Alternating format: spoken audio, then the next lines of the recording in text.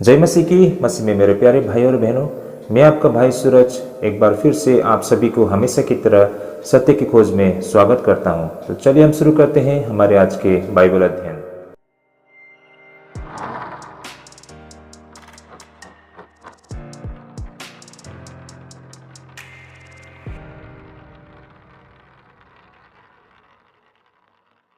तो स्वागत है भाई और बहनों हमारे आज के बाइबल अध्ययन में। चलिए हम शुरू करते हैं हमारे आज के बाइबल अध्ययन। तो भाई और बहनों, हमारा आज का बाइबल अध्ययन करने का दो विषय रहेगा, बहुत ही रोचक विषय। हमारा आज का जो पहला विषय रहेगा वो है झूठी महत्वाकांक्षा। इस विषय को हम समझेंगे। इसके अलावा हमारा जो आज का दूसरा विषय रहेगा वो है सकारात्मक दृष्टिकोण। तो कुल मिलाकर हमारा आज दो विषय रहेगा। भाई और बहनों, वचन अध्ययन करने का रहेगा मत्ती रचित सुसमाचार 20 अध्याय 20 पद से लेकर 34 पद तक। Gospel according to the Matthew chapter 20 verse 20 up to 34। तो भाई और बहनों, इससे पहले की जितने भी हमारे बाइबल स्टडीज है वो हमारे आपके प्लेलिस्ट से आपको मिल जाएगी, आप वहाँ से देख सकते हैं। क्योंकि भाई और बहनों, हम every chapter to chapter, verse to verse हम बाइबल स्टडी करते हैं और हमारा पूरा कोशिश रहता है कि हम बिल्कुल व्यवहारिक शिक्षा और प्रैक्टिकल टीचिंग पर हम फोकस करें। तो यही कारण है भाई और बहनों, हमारा जो अध्ययन होता है थोड़ा गहरा होता है, ध्यानपूर्वक हमें सुनना पड़ता है, अदरवाइज हम कड़ी को जोड़ नहीं पाएंगे। और स्किप तो बिल्कुल मत कीजिएगा भाई और बहनों। साथ ही जब कभी भी इस वीडियो को देखते हैं तो अपने मन में जरूर प्रार्थना करें ताकि पवित्र आत्मा हमें अगुवाई करे और परमेश्वर हमें प्रभुता करे इन वचनों को, ताकि हम सही मायने में इन वचनों के अर्थ को हम समझ पाए। तो चलिए भाई और बहनों, हम शुरू करते हैं। सबसे पहले हम वचन को पढ़ते हैं मत्ती रचित सुसमाचार 20 अध्याय 20 पद से आगे। और हमारा आज का पहला विषय रहेगा झूठी महत्वाकांक्षा। तो एक काफ़ी रोचक विषय रहेगा। तो चलिए हम शुरू करते हैं हमारे आज के बाइबल अध्ययन करना। तब जब्दी के पुत्र की माता ने अपने पुत्रों के साथ उसके पास आकर प्रणाम किया और उससे कुछ मांगने लगी। उसने उससे कहा, तू क्या चाहती है? वह उससे बोली, यह कहा कि मेरे ये दो पुत्र तेरे राज्य में एक तेरे दाहिनी और एक तेरे बाएं बैठे। यीशु ने उत्तर दिया, तुम नहीं जानते कि क्या मांगते हो। जो कटोरा मैं पीने पर हूँ, क्या तू पी सकते हो? उन्होंने उससे कहा, पी सकते हैं। उसने उससे कहा, तुम मेरा कटोरा तो पियोगे, पर अपने दाएं बाएं किसी को बैठाना मेरा काम नहीं, पर जिनके लिए मेरे पिता की ओर से तैयार किया गया है उनके लिए हैं। यह सुनकर 10 चेले उन दोनों भाइयों पर क्रोध हुए।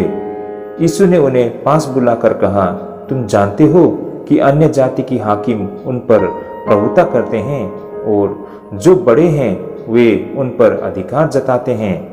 परंतु तुम में ऐसा न होगा, परंतु जो कोई तुम में बड़ा होना चाहे वह तुम्हारे सेवक बने, और जो तुम में प्रधान होना चाहे वह तुम्हारा दास बने। जैसे कि मनुष्य का पुत्र वह इसलिए नहीं आया कि उसकी सेवा टहल की जाए, परंतु इसलिए आया कि आप सेवा टहल करे और बहुतों की छुड़ौती के लिए अपना प्राण दे। आमीन। तो भाई और बहनों, ये बहुत ही रोचक विषय हैं। इससे पहले भी शायद आपने काफ़ी दफ़े इस वचन के आधार पर हमारे धर्मगुरु, हमारे पास्टर्स, हमारे रिलीजियस लीडर्स की ओर से अच्छे सारमन सुने होंगे। लेकिन भाई और बहनों, आज हम इस पर बाइबल अध्ययन करने जा रहे हैं और इन वचनों के पीछे की जो पृष्ठभूमि होती है, इसके जो बैकग्राउंड्स होते हैं, इनके साथ जो तथ्य जुड़े होते हैं, इन बातों को समझेंगे ताकि हम सही मायने में इस घटना की जो निचोड़ है उसे हम समझ पाए। तो भाई और बहनों, अंत तक बने रहिएगा। काफ़ी रोचक विषय है। मैंने जैसे पहले भी कहा भाई और बहनों, यहाँ पर ऐसे बहुत सारे तथ्य हैं जिसे हमें समझने की आवश्यकता है, तभी जाके हम परमेश्वर के कार्य को सही मायने में समझ पाएंगे भाई और बहनों। तो यहाँ पर हम कुल मिलाकर इस विषय को दो भाग में विभाजित करते हैं। पहला तो इस जो सारे घटना में जो दो शिष्य थे वो कौन थे ना, और क्यों उन्होंने इस तरह का प्रश्न किया, इन सारे बातों को हम समझने के लिए कोशिश करेंगे। और इसके दूसरी भाग यानी कि सारे घटना से हम क्या समझ सकते हैं, क्या सीख पाते हैं, इन सारे बातों को हम समझेंगे। तो दो बात रहेगी। यानी कि दो विषय रहेगी, ये एक ही विषय के अंदर दो ऐसी मतलब विषय रहेगा जिस पर हमें चर्चा करना होगा। पहला तो इस सारे घटना की जो बैकग्राउंड को हम समझेंगे। वो दो लड़के थे, है ना, जो दो युवक थे या दो व्यक्ति थे जो इस निवेदन के साथ आए थे। वे लोग कौन थे, क्यों उन्होंने इस तरह का प्रश्न किया, और दूसरा इस सारे कहानी से हम क्या कुछ सीख सकते हैं, इस पर हम आगे अध्ययन करेंगे। तो चलिए भाई और बहनों, हम आगे बढ़ते हैं। जैसे कि हम यहाँ पर देख पाते हैं कि इन घटना में हम आज प्रभु यीशु के चेलों की सांसारिक महत्वाकांक्षाओं को क्रिया में देख सकते हैं। इससे पहले कि हम आगे बढ़े भाई और बहनों, इस घटना के पहले भाग में हम जब्दी के पुत्र के विषय में हम जानने के लिए कोशिश करेंगे। हम जानेंगे आखिर ये दो जब्दी के पुत्र कौन थे। भाई और बहनों, ध्यान पूर्वक आप लोग देखिएगा। यहाँ पर जब्दी के पुत्र की माता यहाँ पर कहा गया है। तो ये जब्दी के पुत्र कौन थे और उनकी माता कौन थी, और ऐसा मत्ती क्यों कह रहे हैं, इन सारी बातों को समझेंगे। भाई और बहनों, बहुत ही इंटरेस्टिंग विषय यहाँ पर यह है कि मत्ती कुछ बातों को छिपाने के लिए कोशिश कर रहे हैं। यहाँ पर उन्होंने सीधे तौर पर ये दो लड़के कौन थे उनके नाम नहीं बताए हैं, क्योंकि वो कुछ छिपाने चाहते हैं। और इन्होंने क्या किया, मत्ती ने यहाँ पर जब्दी के पुत्र की माता कहा है ना। तो अब वो जब्दी के पुत्र की माता कौन थी और ये जब्दी के पुत्र ये दो कौन थे, मत्ती ये सारे बातें यहाँ पर साफ साफ नहीं लिखते हैं। यहाँ पर मत्ती कुछ बातों को छिपाना चाहते हैं, और वो ऐसा क्यों करते हैं इसको भी हम समझने के लिए कोशिश करेंगे भाई और बहनों। और मैं ऐसा क्यों कह रहा हूँ, इस पर भी हम आगे अध्ययन करते हैं। तो यही कारण है कि भाई और बहनों, ये काफी रोचक विषय रहेगा। तो देखिए भाई और बहनों, हम यहाँ पर देख पाते हैं कि इस घटना में जो दर्ज किया गया है उन सभी में मत्ती और मरकुस, इन दोनों के बीच में स्पष्ट अंतर दिखाई देती है। जैसे मैंने पहले भी कहा, मत्ती ने जिस तरह ये सुसमाचार को लिखी है, और कहने का मतलब इस सुसमाचार में उन्होंने ये घटना को जिस तरह दर्ज किया गया है, और मरकुस ने इस घटना को जिस तरह दर्ज किया है, इसमें बहुत ही बड़ी अंतर हमको दिखाई देता है। यहाँ पर मरकुस रचित सुसमाचार 10 अध्याय 35 से लेकर 45 पद के तहत हम ये समझ में आता है कि ये जो दो युवक जो ये निवेदन लेके प्रभु यीशु मसीह के समक्ष आए थे, वास्तव में ये कोई और नहीं बल्कि ये याकूब और यूहन्ना थे, यानी कि प्रभु यीशु मसीह के दो शिष्य थे भाई और बहनों। तो भाई और बहनों, यहाँ पर इन बातों को आप अब समझ पा रहे होंगे, है ना, क्योंकि मत्ती यहाँ पर इन बातों को स्पष्ट नहीं लिखते हैं। मत्ती यहाँ पर कहते हैं कि जब्दी के दो पुत्र की माता यहाँ पर कहते हैं, लेकिन यहाँ पर मरकुस अपने सुसमाचार में ये बात स्पष्ट रूप से कह डालते हैं कि जब्दी के पुत्र याकूब और यूहन्ना। आप देख पाएंगे मरकुस के 10 अध्याय 35 से 45 पद तक में इस घटना को मरकुस ने जिस तरह दर्ज किया है, यहाँ पर बिल्कुल साफ साफ लिखा है। जैसे कि मैं पढ़ना चाहूंगा मरकुस 10 का 35 से। जब जब्दी के पुत्र याकूब और यूहन्ना ने उनके पास आकर कहा, हे गुरु, हम चाहते हैं कि जो कुछ हम तुमसे मांगे वही तू हमारे लिए करे। तो देखिए भाई और बहनों, यहाँ पर भिन्नता। मरकुस में क्या कहा गया है, जब्दी के पुत्र की माता ये निवेदन के साथ आए थे, लेकिन यहाँ पर मरकुस में सीधे सीधे ये बताया गया है कि ये निवेदन याकूब और यूहन्ना की ओर से थी।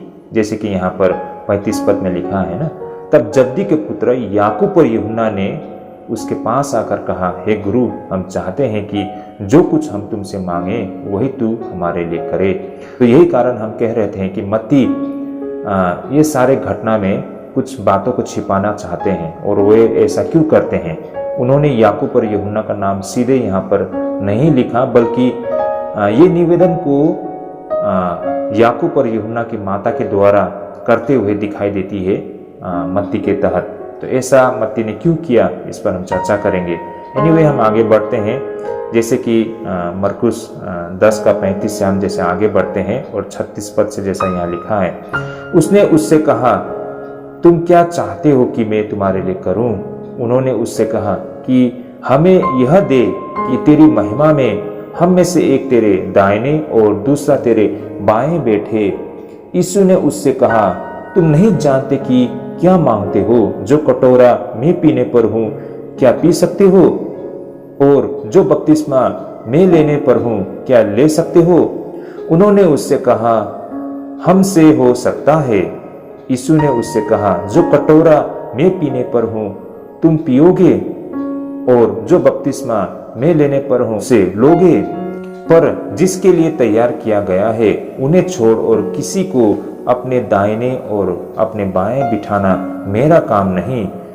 यह सुनकर दसों याकूब और यूहन्ना पर रिसाने लगे, और यीशु ने उनको पास बुलाकर उनसे कहा, तुम जानते हो कि जो अन्य जाति के हाकिम समझे जाते हैं वे उन पर प्रभुता करते हैं, और उनमें से जो बड़े हैं उन पर अधिकार जताते हैं, पर तुम में ऐसा नहीं है, वरन जो कोई तुम में बड़ा होना चाहे वह तुम्हारे सेवक बने, और जो कोई तुम में प्रधान होना चाहे वह सबका दास बने।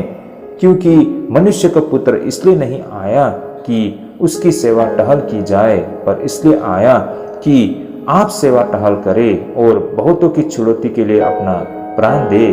तो भाई और बहनों, इस घटना को मरकुस में कुछ इस तरह से यहाँ पर दर्शाया है, और मरकुस में यह बात बिल्कुल स्पष्ट रूप से कहा गया है कि ये निवेदन याकूब और यूहन्ना लेके आए थे, जो कि प्रभु यीशु मसीह के उन 12 चेलों में से 2 चेले थे।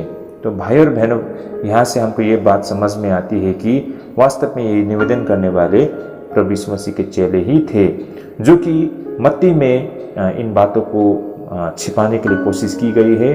और इन बातों को हम देख पाते हैं कि मत्ती में इस निवेदन को याकूब और यूहन्ना की माता के द्वारा किए गए ऐसा दिखाई पड़ता है। तो भाई और बहनों, ऐसा क्यों है, इसे आज हम समझेंगे। यहाँ पर हमें कुछ बातों को समझना होगा, जैसे कि मत्ती और मरकुस के लिखाई में यह अंतर होने का कारण मत्ती के सुसमाचार और मरकुस के सुसमाचार के बीच में कुल मिलाकर 25 वर्ष की हमें अंतर दिखाई देती है। तो भाई और बहनों, यहाँ पर कहने का मतलब ये था कि मत्ती रचित सुसमाचार को 25 साल बाद लिखी गई थी मरकुस रचित सुसमाचार को लिखने के बाद, यानी कि कहने का मतलब मरकुस को लिखे जाने के 25 साल बाद में मत्ती रचित सुसमाचार को लिखी गई थी। तो यही कारण है कि इतने लंबे अंतराल के बाद उन सारे शिष्यों में बहुत बड़ी परिवर्तन आ चुकी थी, और उन शिष्यों में पवित्रता का एक जुड़ाव दिखाई दे रही थी। और यही कारण थी कि शिष्य में परिवर्तन के कारण मत्ती याकूब और यूहन्ना को सांसारिक महत्वाकांक्षा के लिए दोषी नहीं दिखाना चाहते थे। भाई और बहनों, ये बात बिल्कुल स्वाभाविक है, क्योंकि हो सकता है कि उस जमाने में, उस समय में याकूब और यूहन्ना की समझ इतनी विकसित ना होने के कारण, या उनको सत्य की समझ सही मायने में न होने के कारण उन लोगों ने इस तरह का मूर्खता भरा निवेदन के साथ वो प्रभु यीशु मसीह के समक्ष आए थे। लेकिन समय के साथ जैसे जैसे उनकी समझ विकसित होती गई, जैसे जैसे उनको सत्य के अनुभव होता गया, और तब तक शायद उनके जहन से ये सारे बातें निकल चुके होंगे, है ना, उन्होंने इन सारे बातों को छोड़ दिया हो। तो यही कारण है कि जब मत्ती ने इन सुसमाचार को लिखी थी, उस समय तक में उन सारे शिष्यों की सोच और समझ में बिल्कुल परिवर्तन आ चुकी थी ना, वे लोग पवित्र मार्ग में बन चुके थे। तो ये सारे जो सांसारिक महत्वाकांक्षा थे, ये सारी चीजें उनके जहन से निकल चुके होंगे, और यही कारण है कि ये शायद व्यवहारिक ना हो जो उन्होंने 25 साल पहले या बहुत पहले इस तरह की सोच रखी थी, इस तरह की निवेदन उन्होंने प्रभु यीशु मसीह से किया था। उन सारे बातों को अब जब सुसमाचार लिख रहे थे मत्ती, उन सारी चीज़ों को, उन सारी बातों को वो यहाँ पर दर्ज करना नहीं चाहते थे, ताकि दुनिया के नज़रों में याकूब और यूहन्ना बिल्कुल एक गलत सोच के साथ, मतलब या फिर उनको इस गलत सोच के लिए उन्हें दोषी दिखाना नहीं चाहते थे। यही कारण है कि मत्ती ने इन बातों को बड़ी ही समझदारी के साथ हटाकर इन बातों को इस तरह रखा कि लोगों को ना लगे कि इन बातों को प्रभु यीशु मसीह के चेले याकूब और यूहन्ना ने की थी। तो यही कारण है भाई और बहनों, यहाँ पर मत्ती ने इन बातों को छिपाने के लिए कोशिश की है। भाई और बहनों, इन बातों को आज हमें समझने की आवश्यकता है। इसलिए यहाँ पर मत्ती ने इस निवेदन को उन 2 भाइयों पर न डालकर उनके माता के ऊपर डाल दी, ताकि सीधे तौर पर वे 2 भाई याकूब और यूहन्ना दोषी न दिखे। भाइयों और बहनों, वास्तव में उन 2 भाइयों के ये निवेदन बहुत ही स्वाभाविक हो सकते हैं, इसे भी आज हमें समझना पड़ेगा। कारण इसकी ये पूरी संभावना थी कि याकूब और यूहन्ना प्रभु यीशु मसीह के बहुत ही निकटतम रिश्तेदार हो सकते थे या थे। आइए हम इसे समझने के लिए कोशिश करते हैं। जैसे कि हम जानते हैं कि मत्ती और मरकुस और यूहन्ना सभी उन महिलाओं की सूची देती है जब प्रभु यीशु मसीह को सूली पर चढ़ाया गया था। तो चलिए भाई और बहनों, इन बातों को हम वचन के माध्यम से देखते हैं। जैसे कि मत्ती रचित सुसमाचार 27 अध्याय और मरकुस रचित सुसमाचार 15 अध्याय 40 पद में इन बातों को दर्ज किया गया है, जिसे पढ़ने पर हमें इन बातों को स्पष्ट होता है कि वास्तव में ये जब्दी के पुत्र के माता या फिर ये याकूब और यूहन्ना की माता वास्तव में कौन थे। आइए हम इन बातों को वचन के माध्यम से समझने के लिए कोशिश करते हैं। पहले हम पढ़ते हैं मत्ती रचित सुसमाचार 27 अध्याय में जो दर्ज है। यहाँ पर इस सूची में किन महिलाओं के विषय में बताया गया है, इससे हमको कुछ समझ प्राप्त होती है। आइए हम देखते हैं मत्ती 27 अध्याय। उनमें मरियम मगदलिनी और याकूब और योसेस की माता मरियम और जब्दी के पुत्र की माता थी। और उसी प्रकार मरकुस रचित सुसमाचार 15 अध्याय 40 पद में कहा गया है कि कई स्त्रियां भी दूर से देख रही थी। उनमें से मरियम मगदलिन और छोटे याकूब और योसेस की माता मरियम और सोलोमी भी थी। और इसी प्रकार भाई और बहनों, अंततः यूहन्ना की सूची में हम देख पाते हैं कि जैसा यहाँ पर दर्ज किया गया है, यीशु की माँ, उसकी माँ की बहन, मेरी क्लोपास की पत्नी और मेरी मगदलीन। तो भाई और बहनों, इन तीनों सूचियों में मरियम मगदलीन नाम हमें दिखाई दे पड़ती है। साथ ही जेम्स और जोस की माता मरियम, जो कि क्लोपास की पत्नी मरियम हो सकती है। इसके अलावा वो तीसरी महिला जिसे अलग अलग तरीके से वर्णित किया गया है। जैसे मत्ती उसे जब्दी के पुत्र की माता कहते हैं, मरकुस उसे सोलोमी कहा करते हैं और यूहन्ना उसे यीशु की माता की बहन कहता है। तो भाई और बहनों, यहाँ से ये बातें अब हमको स्पष्ट होती है। ध्यानपूर्वक इन बातों को सुनने और समझने के लिए कोशिश कीजिए। तो भाई और बहनों, इससे हमें ये पता चलता है कि याकूब और यूहन्ना की माता का नाम सलोमी थी और वह यीशु की माता मरियम की बहन थी। और इसका मतलब सीधा यह अर्थ है कि याकूब और यूहन्ना प्रभु यीशु मसीह के करीबी चचेरे भाई थे, यानी कि वे रिश्तेदार थे। यही कारण हो याकूब और यूहन्ना ने यह सोचा हो कि इन्हीं करीबी रिश्ते के कारण उन्हें प्रभु यीशु मसीह के राज्य में एक विशेष स्थान का हकदार बना दे। तो भाई और बहनों, इन्हीं बातों पर आधार बनाते हुए ऐसा माना जाता है कि ये नया नियम में सबसे अधिक प्रकाशित करने वाली पंक्ति कही जाती है। तो भाई और बहनों, पहली बात हमको यहाँ पर ये बात स्पष्ट होना पड़ेगा कि यहाँ पर जो निवेदन लेके आए थे जब्दी के पुत्र के माता, यानी कि वो वास्तव में प्रभु यीशु मसीह की माता की बहन थी और उनका नाम सलोमी थी। उनकी जो दो बेटे याकूब और यूहन्ना थे, जो कि प्रभु यीशु मसीह के चचेरे भाई थे। तो यही कारण है कि वे शायद यहाँ पर इस निवेदन के साथ इसलिए आए थे कि उनको लगा हो कि प्रभु यीशु मसीह उनके चचेरे भाई है और जबकि उनका राज्य स्थापित होगा तो उस स्वर्ग राज्य में उन्हें भी वही ऊंचा स्थान मिलेगा। और यही कारण है कि इस दावा के साथ या फिर इस निवेदन के साथ वो प्रभु यीशु मसीह के साथ आए थे। और इस निवेदन को करने वाले वास्तव में याकूब और यूहन्ना की माता सलोमी, उन्होंने इस निवेदन को नहीं किया था, बल्कि इस निवेदन को स्वयं याकूब और यूहन्ना ने की थी। इन बातों को भी हमें समझना पड़ेगा। तो भाई और बहनों, जब उन्होंने ये निवेदन रखी तो इसके पीछे की नीयत शायद यही हो सकता है कि प्रभु यीशु मसीह उनके रिश्तेदार थे, उनके चचेरे भाई थे। और जब प्रभु यीशु मसीह अपना राज्य स्थापित करते हैं तो उन्हें भी उच्च स्थान उन्हें जरूर मिलेगी। इस आश्रय से इन बातों को आधार बनाते हुए शायद उन्होंने ये निवेदन की थी। तो इस पर प्रभु यीशु मसीह का क्या उत्तर था, इसे हम आगे अध्ययन करते हैं। तो भाई और बहनों, यही था इसका बैकग्राउंड। अब हम समझने के लिए कोशिश करते हैं कि इन सारे घटना से या प्रभु यीशु मसीह के उत्तर में से हम क्या कुछ देख और समझ पाते हैं। सर्वप्रथम यह शिष्यों पर प्रकाश डालता है। यह हमें उनके विषय में 3 बातें बताते हैं। यह हमें उनके महत्वाकांक्षा के विषय में बताते हैं। यहाँ पर हम देख सकते हैं कि अब भी वे व्यक्तिगत इनाम और व्यक्तिगत भेद के विषय में सोच रहे थे। साथ ही वे व्यक्तिगत बलिदान के बिना व्यक्तिगत सफलता के विषय में सोच रहे थे। वे चाहते थे कि यीशु एक सही आदेश को जारी करे और उनके लिए एक राजसी जीवन सुरक्षित करे।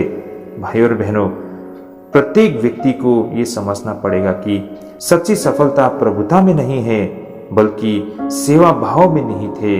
इस तरह जीवन के हर एक क्षेत्र में सफलता के लिए कीमत चुकानी पड़ती है, लेकिन जितनी कीमत चुकाई जाती है उससे कहीं ज़्यादा प्राप्त भी की जाती है। मेरे भाई और बहनों, इन बातों को भी हमें समझना पड़ेगा। ये इतनी आसान नहीं है भाई और बहनों, यूं ही हम बिन मेहनत किए बगैर हम किसी भी चीज़ को हासिल करें। हाँ देखिए, ये बात कुछ और हो सकती है कि कुछ लोग होते हैं जो बिन मेहनत करे शॉर्टकट रास्ता को अपनाते हुए, ऑफकोर्स शॉर्टकट रास्ता उस चीज़ को हासिल करने के लिए आप अपनाते हैं तो वहाँ पर किसी प्रकार का छल कपट जरूर हो और इसे हम जेन्युइन नहीं मान सकते हैं। लेकिन आप सच्चाई के रास्ता पे चल के उन चीज़ों को हासिल करना चाहते हैं तो बेशक आपको कीमत अदा करना पड़ेगा। कीमत इन सेंस शायद आपको समय देना पड़ेगा, है ना, शायद आपको धन दौलत को उसके लिए खर्च करना पड़ेगा, शायद आपको बहुत बोझ उठाना पड़ेगा, बहुत सेक्रीफाइस करना पड़ेगा। शायद आपका नींद, आपके दोस्त, आपके खाना पीना, आपके कपड़े, कुछ भी हो सकता है ना। आप जिस चीज़ के लिए आप फोकस कर रहे हैं, जिस चीज़ को आप प्राप्त करना चाहते हैं, उसे प्राप्त करने के लिए उसी संदर्भ में आपको बहुत सारे चीज़ों को सेक्रीफाइस करना पड़ेगा। वही तो एक कीमत है ना। इस कीमत को जब आप अदा करते हैं तभी जाके उस चीज़ को आप प्राप्त कर पाते हैं। ये रही जेन्युइन प्रोसेस, सही तरीके से ना इस चीज़ को आप प्राप्त कर सकते हैं। तो बिन आप कीमत अदा किए आप इन सारी चीज़ों को प्राप्त नहीं कर पाएंगे। और यहाँ पर हम देख पाते हैं याकूब और यूहन्ना, उनका जो निवेदन था ना, उसमें हम क्या दिखाई देता है कि वो कीमत अदा किए बगैर वो स्थान में वो पहुँचना चाहते हैं जो कि बिल्कुल स्वीकार्य नहीं है। वो अनएक्सपेक्टेबल है भाई और बहनों, इसे हम बिल्कुल स्वीकार नहीं कर सकते हैं। प्रभु उसको बिल्कुल स्वीकार नहीं करते हैं। किसी भी चीज़ को प्राप्त करने के लिए हमें कीमत अदा करना पड़ता है ना, हमें उसको प्राप्त करने के लिए बहुत मेहनत करना पड़ता है, हमें बलिदान देना पड़ता है। ये एक हकीकत है, ये सच्चाई है, हम सब जानते हैं भाई और बहनों। लेकिन ये भी एक सत्य है भाई और बहनों, जितना कीमत हम अदा करते हैं उसके बदले में हम उससे कहीं ज़्यादा हम प्राप्त भी करते हैं। ये भी एक सत्य है। देखिए भाई और बहनों, वैसे भी हमारे जीवन में सही मायने में देखें तो हमने परमेश्वर की सेवकाई में या प्रभु के लिए हमने क्या कुछ किया है, कितना किया है। देखिए तो हमने सही मायने में बहुत ही थोड़ा किया है, लेकिन इसके बदले में प्रभु हम पर जो अनुग्रह करते हैं ना वो बहुत ज़्यादा है। उसको हम कंपेयर नहीं कर सकते हैं कि हमने जितना किया उसके बदले में प्रभु ने हमको जितना दिया है वो बहुत ज़्यादा है। इसलिए भाई और बहनों, हम जो भी कुछ प्रभु के लिए करते हैं ना भाई और बहनों, वो कीमत जो हम अदा करते हैं उसके बदले में हम जितना हमें वापस मिलता है वो बहुत ही ज़्यादा है, उसका स्तर बहुत ही ऊंचा है भाई और बहनों। इसलिए ये कोई बड़ी बात नहीं है कि हम जो परमेश्वर के लिए हम जो कुछ भी करते हैं उसके बदले में हमें जो मिलने जा रहा है उसको हम किसी के साथ कंपेयर नहीं कर पाएंगे। तो ये बात को भी हमें समझना होगा। आगे हम देखते हैं जो इस घटना से हम सीख और समझ पाते हैं, जैसे कि ऐसा कोई घटना नहीं था जो यीशु में उनके अजय विश्वास को प्रदर्शित करती है। भाई और बहनों, यहाँ पर बेशक ये दो शिष्यों के जो निवेदन थे ये मूर्खता भरा था ना, ये बहुत ही लापरवाह था, है ना, ये बिल्कुल सही डिसीजन नहीं था उनका। लेकिन इन सब के अलावा अगर हम देखें तो उनका जो प्रभु यीशु मसीह पर जो विश्वास था वो चीज़ हमको यहाँ पर जरूर दिखाई देता है। ऐसा हम क्यों कह रहे हैं भाई और बहनों, इसे अब हम समझने के लिए कोशिश करते हैं। भाई और बहनों, जरा हमें सोचकर देखना चाहिए कि ये जो निवेदन प्रभु यीशु मसीह के वो दो चेले के द्वारा कब की गई थी। ये तब यीशु द्वारा घोषणाओं की एक श्रृंखला के बाद की गई थी कि उनके आगे एक अपरिहार्य क्रूस का मार्ग है।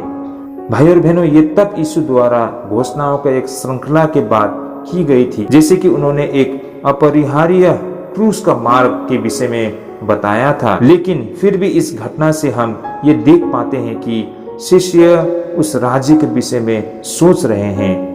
देखिए भाई और बहनों, ये देखना अति महत्वपूर्ण है कि उस वक्त बेहद गंभीर अंधकार का माहौल था, लेकिन फिर भी यहाँ पर हम देख पाते हैं कि शिष्यों का विश्वास यीशु की विजय पर बना रहा। भाई और बहनों, ये स्वाभाविक है कि जब ऐसा गंभीर माहौल हो और जब आगे प्रभु यीशु मसीह ये बता रहे हैं कि उनके साथ क्या कुछ होने वाला है, इस पर बहुत लोगों का दिल टूट जाए, क्योंकि उनको आगे बहुत ही बिन यीशु के बहुत कठिन लगे। बहुत लोग तो शायद यीशु को छोड़ के भी चले जाए। ऐसे हालात में भी हम क्या देख पाते हैं कि ये दो भाई यानी कि याकूब और यूहन्ना, बेशक उनका निवेदन बहुत ही मूर्खता भरा था, लेकिन फिर भी हम ये चीज भी देख पाते हैं कि उनका यीशु मसीह के ऊपर अटल विश्वास भी था। तो यही कारण है कि उसी विश्वास के कारण प्रभु यीशु मसीह से निवेदन लेके आए थे। उनका ये विश्वास था कि प्रभु यीशु मसीह का राज्य जरूर भी स्थापित होंगे, है ना। प्रभु यीशु मसीह ने जो कहा है वो सारी बातें पूरा जरूर होंगे, इसीलिए उस स्वर्ग राज्य में वो स्थान को चाहते थे। बेशक ये उनकी चाहत बहुत ही गलत सोच के साथ थी, लेकिन इसमें एक चीज हमें और दिखाई देती है कि उनका विश्वास बहुत ही अटल था। तो भाई और बहनों, हम यहाँ से ये सीख सकते हैं कि ईसाइयत में ये अजय आशावाद हमेशा होनी चाहिए। इन बातों को हमें समझना होगा। हमारे जीवन में भी ऐसे समय, ऐसे पल आते हैं जिसे हमें लगता है कि आगे और कुछ संभव नहीं है, लेकिन फिर भी भाई और बहनों, जिस भी परिस्थिति में हम हो, हमें परमेश्वर पे विश्वास और आस्था बनाए रखना है। हमें इस आशा को नहीं छोड़ना है कि प्रभु यीशु मसीह ने जो वादा किया है वो जरूर पूरा होंगे, है ना। तभी तो हम बोल सकते हैं कि हमारा विश्वास अटल है।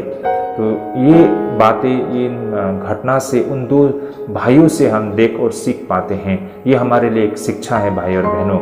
और भाई और बहनों, वो तीसरा विषय में हम ये देख पाते हैं कि यहाँ से हम और भी आगे बढ़ पाएंगे।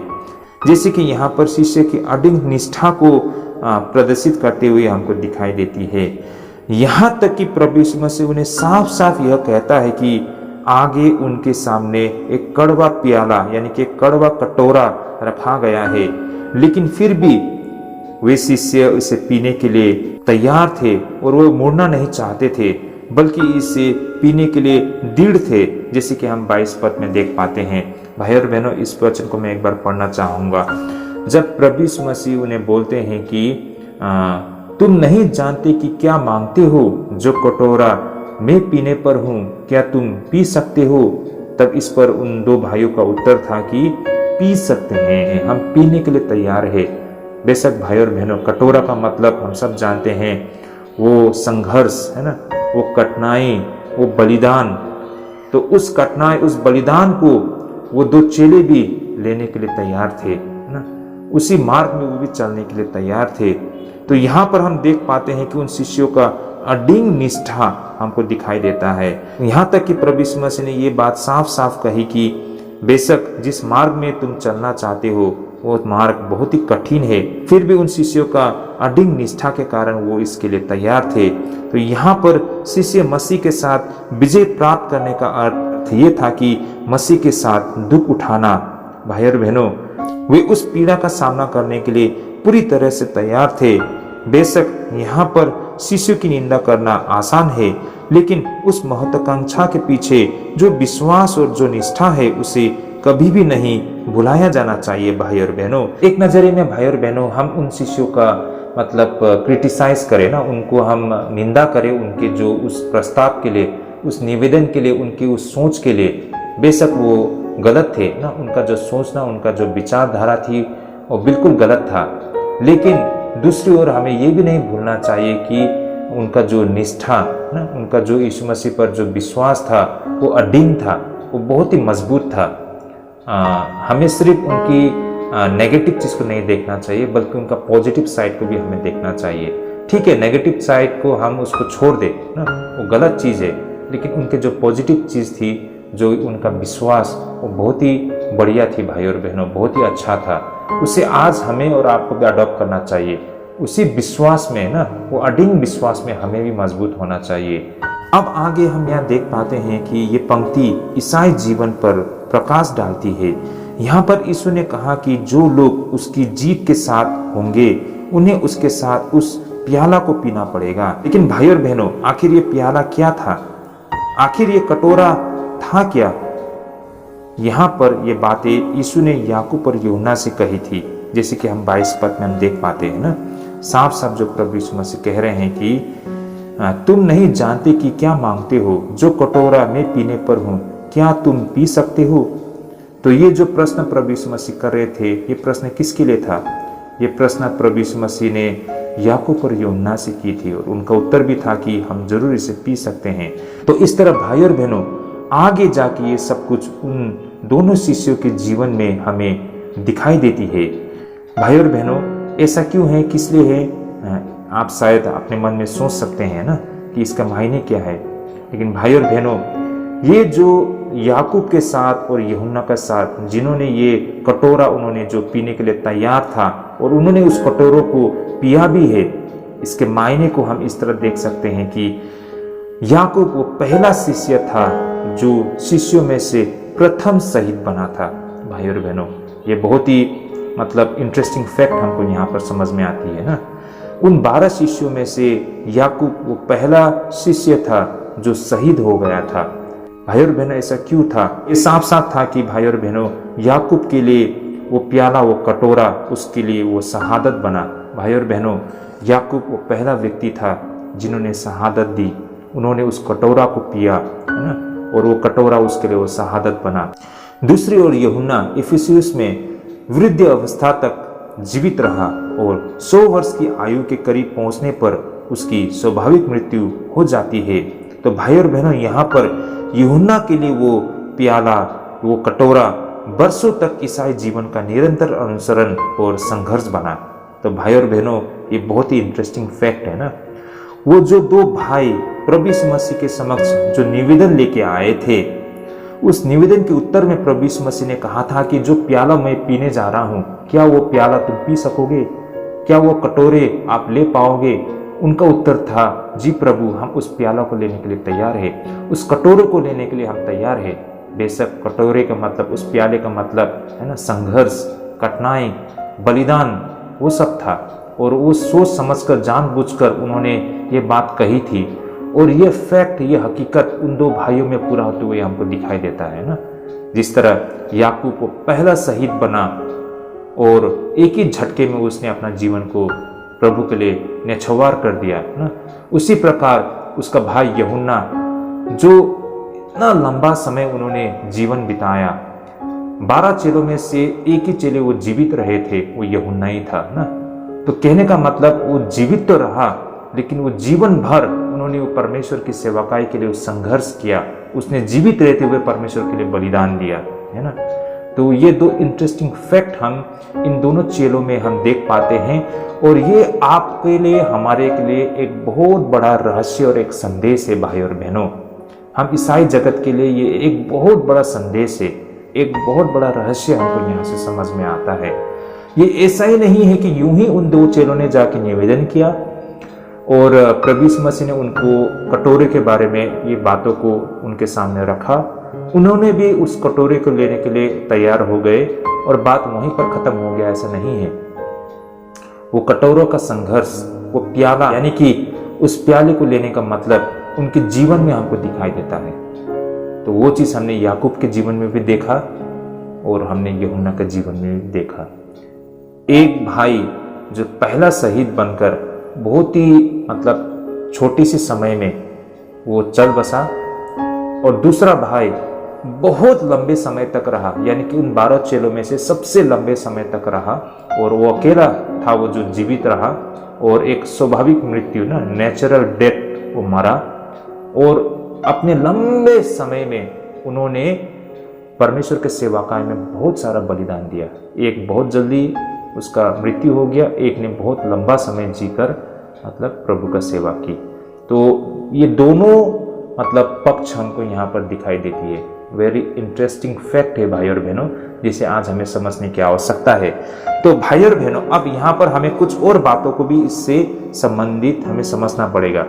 भाई और बहनों, ये सोचना बिल्कुल गलत है कि ईसाइयों के लिए प्याले का अर्थ हमेशा छोटा, तीखा, कड़वा, कष्टदायक और शहादत का संघर्ष हो, बल्कि प्याला ईसाई जीवन की लंबी दिनचर्या हो सकती है, जहां पर उसे सभी दैनिक बलिदान, दैनिक संघर्ष और दिल का टूटना, निराशा और आंसू हो सकती है।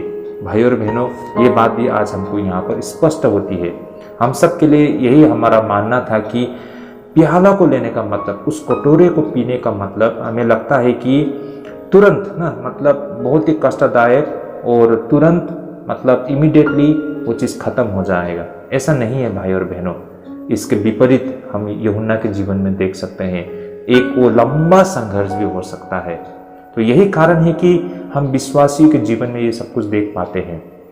जो छोटा संघर्ष करते हैं ना, जो कम समय में बहुत बड़ी काम कर जाते हैं, ऐसे लोग हमें बहुत कम दिखाई देता है ना। ऐसे बहुत सारे कम लोगों को ये अवसर मिलता है। ज़्यादातर एक लंबे समय का संघर्ष लेके आते हैं और वो लंबा समय का संघर्ष इस दुनिया में रहते हुए करते हैं। तो ऐसा मतलब अलग अलग स्थिति, परिस्थिति परमेश्वर के सेवकाई में लोगों के जीवन में हम देख पाते हैं। भाई और बहनों, हम इसे इस प्रकार भी समझ सकते हैं, जैसे कि जो बैल होते हैं, उसे वेदी पर बलिदान के सर्वोच्च क्षण के लिए तैयार होना होता है, या फिर भाई और बहनों, जीवन भर खेत पर हल के लिए, लंबे समय के श्रम के लिए, संघर्ष के लिए उसे तैयार होना होता है। तो कहने का मतलब, जो बैल होते हैं उनके लिए दो ऑप्शंस होते हैं, है ना। तो उनके लिए दो चॉइस होते हैं। जैसे कि मान लीजिए वो बैल, वो वेदी में अपने आप को बलि देकर वो अपनी सेवाकाई को वहीं पर एक ही झटके में खत्म करना चाहते हैं, याकूब की तरह, या फिर यूहन्ना की तरह जीवन भर वो धूप और पानी में संघर्ष करते हुए वो अपने सेवाकाई देना चाहते हैं। उनके साथ दो ऑप्शंस होता है, एक ही झटके में वेदी पर बलिदान देना और उस तरह वो अपना सेवा देना, या फिर जीवन भर खेत में काम करते हुए सेवा देना। तो वो दो प्रकार का उनके पास ऑप्शंस होते हैं। उसी प्रकार जिस तरह याकूब और यूहन्ना के सामने था, है ना। तो हम इस तरह से भी हम समझ पाते हैं। तो चाहे इस तरह से हो या चाहे उस तरह से हो, लेकिन वे सेवा जरूर देते हैं, है ना। तो उसी प्रकार प्रभु के जन लोगों के बीच में भी जब हम सेवाकाई की बातें करते हैं तो कुछ इसी प्रकार होते हैं भाई और बहनों। तो भाई और बहनों, ईसाइयत के लिए एक ही प्याला नहीं होती है। जैसे कि वो एक प्याला है जिसे एक महान क्षण में पिया जा सकता है, या फिर वो प्याला जिसे जीवन भर ईसाइयों को पीना होता है। यहाँ पर प्याले को पीने का सीधा सा अर्थ मसीह के अनुसरण करना, जहाँ कहीं भी वे नेतृत्व करे और किसी भी स्थिति में उसके जैसा होना। तो भाई और बहनों, ये था तीसरा बिंदु जिस पर हमने अभी चर्चा की है। अब हम देखते हैं आज के हमारे चौथे बिंदु पर। यह पंक्ति यीशु पर भी प्रकाशित डालती है। भाई और बहनों, ये सारी घटना प्रभु यीशु मसीह पर भी मतलब फोकस करती है ना। क्या कुछ हम यहाँ से सीख पाते हैं प्रभु यीशु मसीह के जीवन से? ये घटना हमें यीशु की दया को दिखाती है। प्रभु यीशु मसीह के विषय में आश्चर्यजनक बातें ये थी कि उन्होंने कभी धैर्य नहीं खोया और उनसे नहीं चिढ़े, यानी कि वो इरिटेट नहीं हुए, यानी कि वे अपने शिशु के साथ कभी भी इरिटेट नहीं हुए। अभी भी एक सांसारिक शासन और परमेश्वर के राज्य में अपने पदों को लेकर चर्चा कर रहे थे, लेकिन फिर भी प्रभु यीशु मसीह उनकी मूर्खता पर विस्फोट नहीं होते हैं, या फिर उनके अंधेपन पर आग बबूला नहीं होते हैं, या फिर उनके अशिक्षितता पर निराशा नहीं होते हैं, बल्कि पूरी नम्रता के साथ, सहानुभूति के साथ और प्रेम के साथ वह उन्हें सच्चाई की ओर ले जाने का प्रयास किया करते हैं। भाई और बहनों, ये बातें भी हमको यहाँ से समझ आती है कि प्रभु यीशु मसीह कितने धैर्य थे उनकी इस मूर्खता के प्रति, है ना। उन्होंने बिल्कुल उनके साथ समझदारी के साथ, उनके साथ पूरी धैर्य के साथ प्रभु यीशु मसीह पेश आए। ये चीज़ हम प्रभु यीशु मसीह में देख पाते हैं यहाँ पर। और साथ ही हम यहाँ पर इस घटना में हमें यीशु की ईमानदारी को भी दिखाई देती है। वह बिल्कुल स्पष्ट रूप से कहते हैं कि पीने के लिए एक कड़वा प्याला है, और ऐसा कहने से वह संकोच नहीं करते हैं। वो सीधे सीधे इन बातों को रखते हैं, जो सच्चाई है, जो हकीकत है, उसे वो सीधे रखते हैं। वो घुमा घुमा के किसी भी बातों को नहीं बोलते हैं। वो बिल्कुल ईमानदारी के साथ सच्चाई को उनके सामने रखते हैं। भाई और बहनों, ये भी एक सच्चाई है। आज के ज़माने में हम क्या देख पाते हैं कि बहुत सारे ऐसे बड़े बड़े जो प्रचारक लोग होते हैं और सेवक लोग होते हैं, जो अपने सेवकाई में लोगों को अपने साथ चिपकाए रखने के लिए लोगों को मतलब झूठ मूठ की बातें बोलते हैं, लोगों को ललचा के अपने साथ चिपकाए रखते हैं, उन्हें आकर्षित करके उनको ऐसे ऑफर्स के बारे में बताकर, है ना, उसे झूठी बातें, झूठी गवाही देकर उन लोगों को अपने साथ चिपकाए रखना चाहते हैं। क्योंकि लोग तो ऐसा ही है ना, उनको तो अच्छा सुनना पसंद लगते हैं, उनकी भलाई के विषय में बताएंगे, सिर्फ उनके फायदे के विषय में बताएंगे, तभी लोगों को ये सुनने में अच्छा लगता है। और ये प्रचारक लोग यही कुछ क्या करते हैं आज के समय में ना, लोगों को अपने साथ चिपकाए रखने के लिए बस अच्छी अच्छी बातों को ही बोलते हैं। उनका मेन फोकस होता है ऑल इज वेल, सब कुछ चंगा है, सब कुछ ठीक है। उनका जो सेवाकाई का आधार ही यही होता है और लोगों को ये अच्छा लगता है, लेकिन हकीकत कुछ और होता है, वो सच्चाई को नहीं बताते हैं। देखिए, पवित्र जीवन जीने के लिए और प्रभु के निकट पहुंचने के लिए, प्रभु की सेवा करने के योग्य हो पाने के लिए हमें बलिदान देना होता है। प्रभु का मार्ग एक संघर्ष का मार्ग होता है, इसमें हमें बहुत सारी चीज़ों को बलिदान देना पड़ता है, हमें कष्ट भुगतना पड़ता है ना, हमें जीवित गवाही देना होता है। तो ये सारे बातों पर फोकस नहीं करते हैं। आज के समय में सिर्फ लोग मीठी मीठी बातें बोलकर लोगों को साथ जोड़ना चाहते हैं। आप सच्चाई को बताओगे, हकीकत को बताओगे, ज़्यादा से ज़्यादा लोग आपको छोड़ के चले जाएंगे और वो नहीं चाहते हैं ये चीज़। लेकिन यहाँ पर प्रभु यीशु मसीह सच्चाई को बताते हैं। चाहे आपको रहना है तो रहो, जाना है तो जाओ, लेकिन सच्चाई ये है, हकीकत ये है। वो साफ साफ ईमानदारी के साथ ये बातों को रखते हैं। और यही बात यहाँ पर प्रभु यीशु मसीह ने भी कही है ना, उन दोनों को, कि जो कटोरा मैं पीने जा रहा हूँ, क्या तुम वो कटोरे को पीने के लिए तैयार हो? मतलब जो कष्ट मैं भुगतने जा रहा हूँ, क्या उस कष्ट को तुम भी भुगतने के लिए तैयार हो? कहने का मतलब, मेरे पीछे होने का मतलब है कि कष्ट को भुगतना।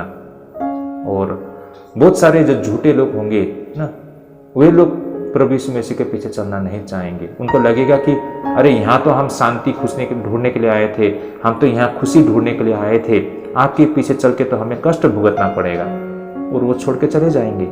लेकिन जो सच्चाई से प्रेम करते हैं, जो परमेश्वर में विश्वास करते हैं, वे लोग, जो प्रभु ने जो मार्ग उन्हें दिखाया, उस मार्ग में चलने के लिए तैयार होते हैं।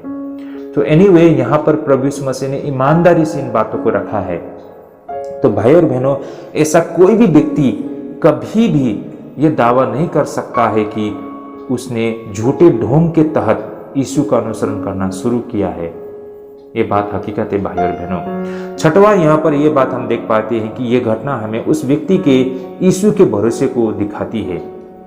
भाई और बहनों, ये उस व्यक्ति में यीशु की भरोसे को दिखाती है। प्रभु यीशु मसीह ने याकूब और यूहन्ना के वफादारी पर कभी शक नहीं किया।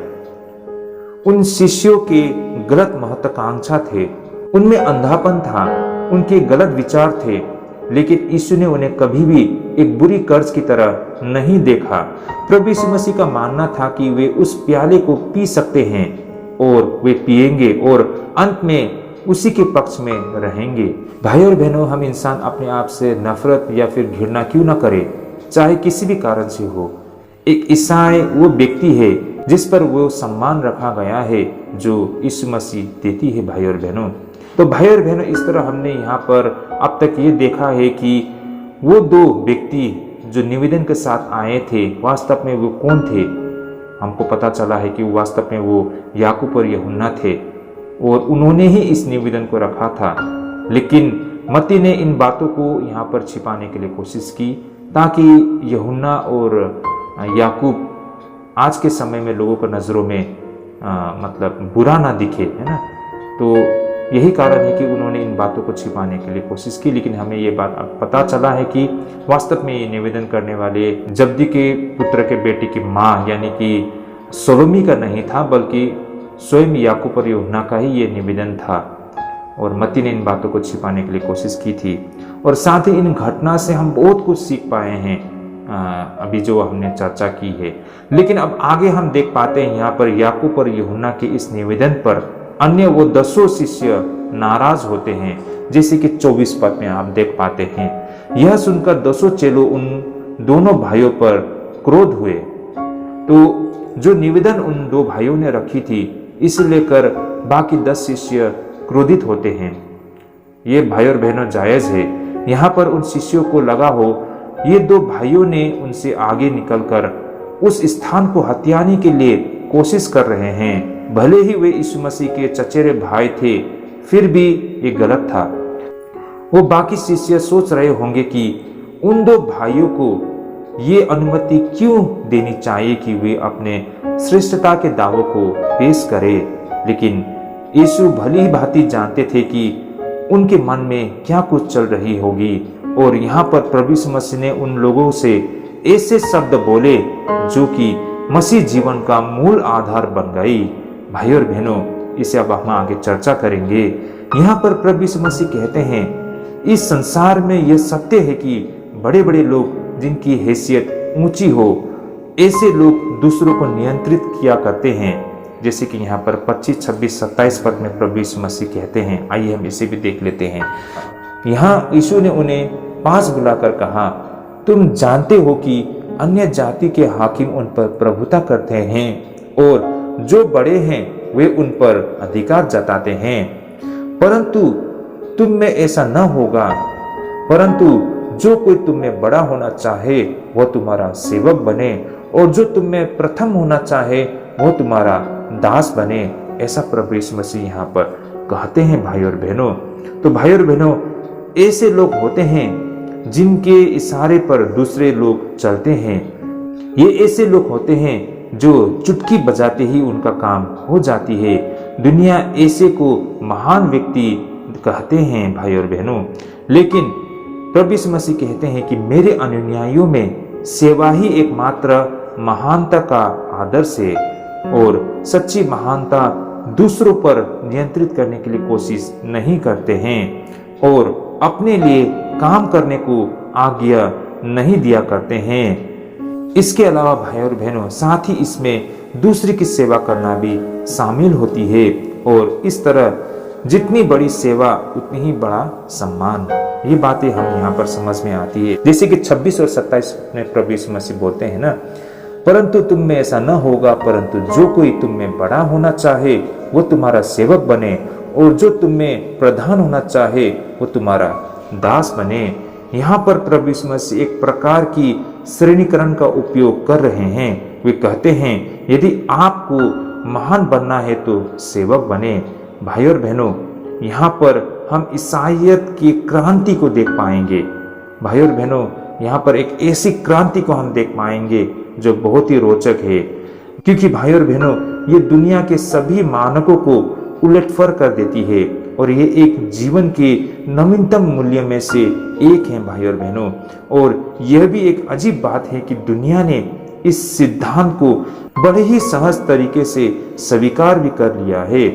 दुनिया अच्छी तरह से जानती है कि एक अच्छा व्यक्ति वह है जो अपने साथियों की सेवा करता है, और ऐसो में ही सहज रूप से यीशु मसीह को देख पाते हैं। भाई और बहनों, ऐसा हम क्यों कह रहे हैं, आगे हम इस पर अध्ययन करते हैं। जैसे कि एक डॉक्टर हो या फिर नर्स, जो दिन हो या रात किसी भी समय अपने मरीज की सेवा करने और उन्हें बचाने के लिए निकल पड़ते हैं।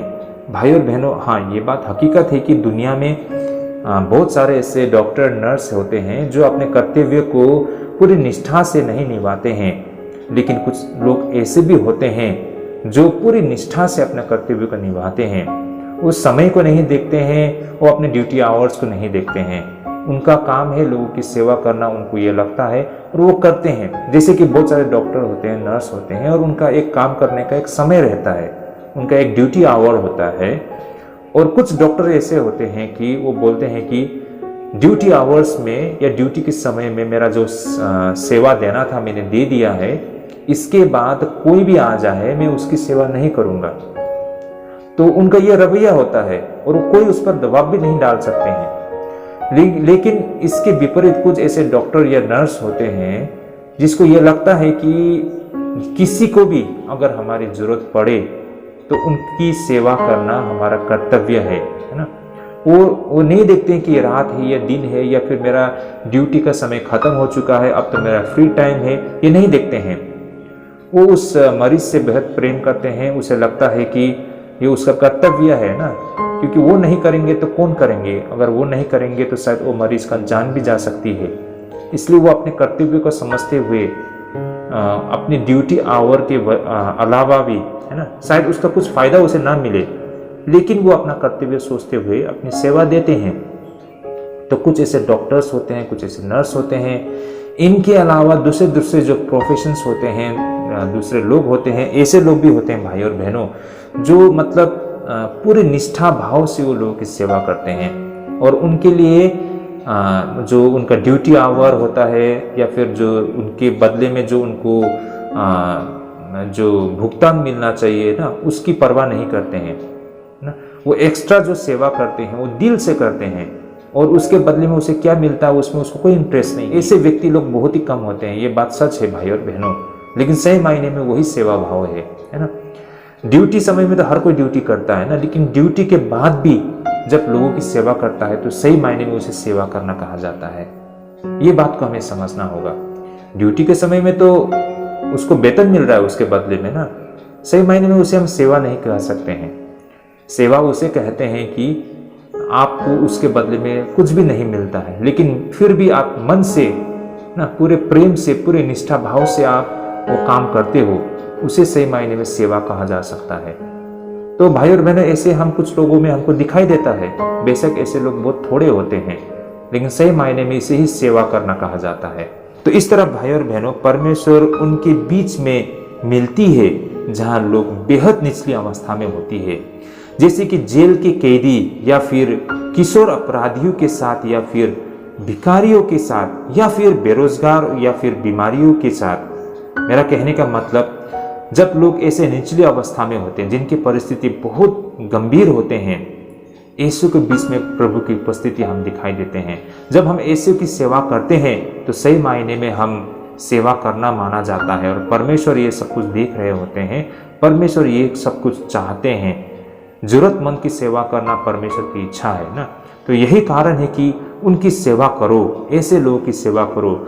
भाई और बहनों, जो कोई परमेश्वर से मिलना चाहते हैं, बेहतर होगा वे जेल में चले जाए कैदियों को मिलने के लिए, या फिर चर्च में जाने से पहले अगर वे हॉस्पिटल में मरीज की सेवा करने को चले जाए तो शायद ये बेहतर रहेगा, या फिर उन बाइबल का अध्ययन करने से पहले उन भिखारियों की मदद करे जिसको बेहद आवश्यकता है। तो भाई और बहनों, यहाँ पर मेरा कहने का मतलब ये नहीं है कि आप सभी को जेल में कैदियों को मिलने जाना चाहिए या फिर हॉस्पिटल में जाके मरीजों की सेवा करना चाहिए या फिर भिखारियों की मदद करनी चाहिए। बाइबल पढ़ना छोड़ के, चर्च जाना छोड़ के ना, परमेश्वर से प्रार्थना करना छोड़कर आप ये सब काम करें।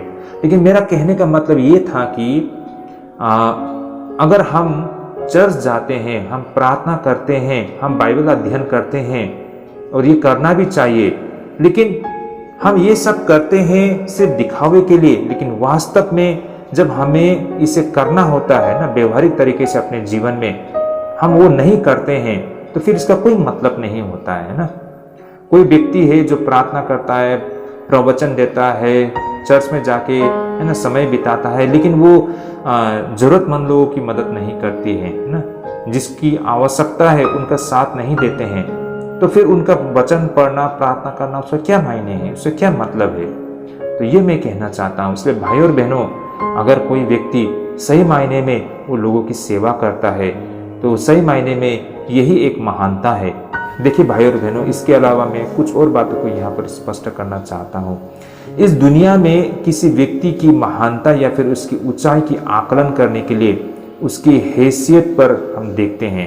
लोग देखते हैं कि वे किन लोगों को अपने नियंत्रण में रखते हैं, या फिर उनकी बौद्धिक स्थिति, या फिर वे कितने संस्थाओं के सदस्य है या फिर कितनी संस्थाओं के मुखिया है। हो सकता है उसके बैंक बैलेंस ना, उसके बैंक में कितना संपत्ति है, और या फिर उसके भौतिक संपत्ति, इन सारी चीज़ों को आकलन करके लोग ये अंदाज़ा लगाता है कि वो व्यक्ति कितना महान है, कितने बड़े लोग हैं ना।